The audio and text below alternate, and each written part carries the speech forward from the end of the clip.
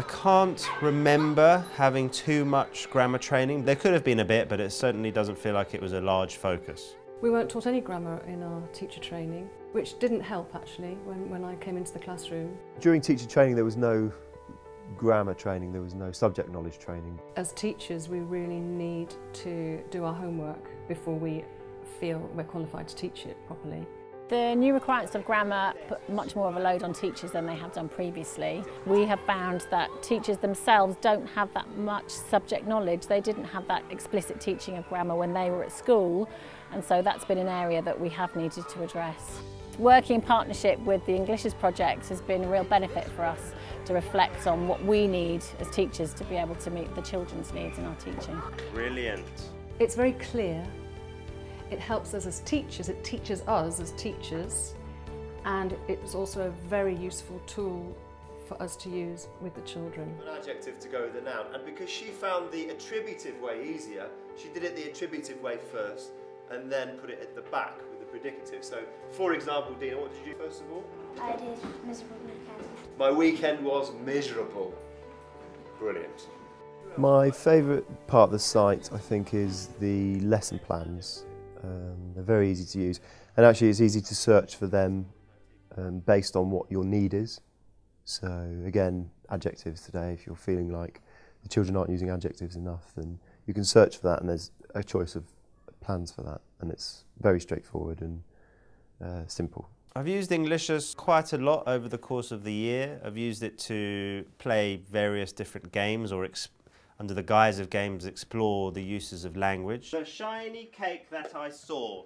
And I've also used it for clarification of my own understanding, because one of the reasons I like it is that some of the more technical descriptions, especially in the national curriculum, which aren't that clear and can be quite confusing, seem to be put onto the Englicious website in a way that's clear and concise, so it makes it much easier for me to then teach it.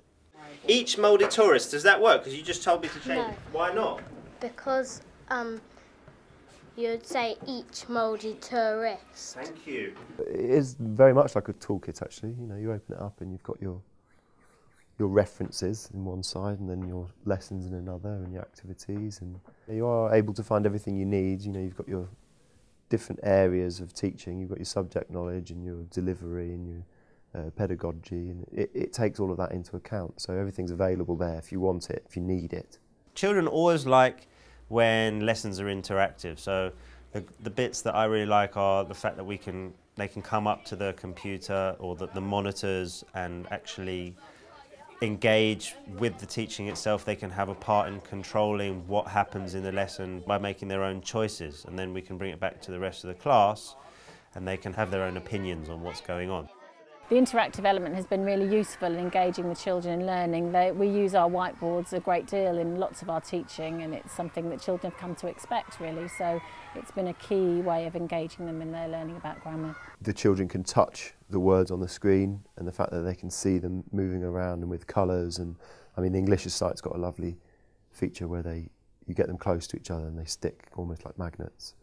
And that really helps, and there's a real satisfaction there. I've enjoyed using the kind of scrambling of sentence structures and sorting activities, which can all be done using technology, which children always enjoy. And then we always try to take those things back into our writing, back on their whiteboards, back into story writing.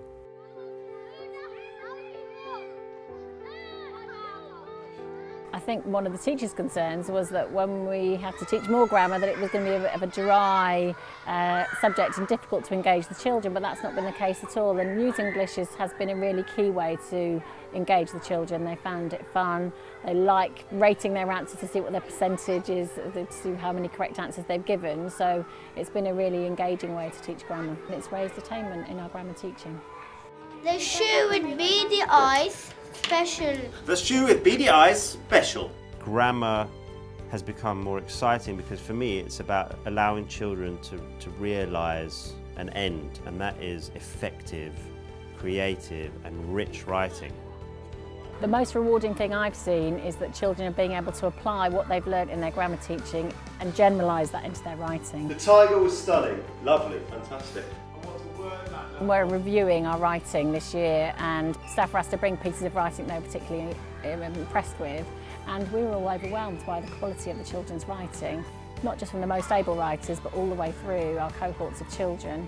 I would definitely recommend the site because of its clarity of use, because of its clarity of explanations. Sometimes it needs to be drawn down into the quick, how can I understand what I need to understand now so that I can deliver effective teaching. Teaching grammar can really empower them, and you can see it on their faces when they have suddenly come up with a word, or they've started several sentences in different ways, and I read it back to them and they go, wow, did I write that? And you can just see, and that's fantastic. That's fantastic with the sort of children that just don't think they can do that, and they can.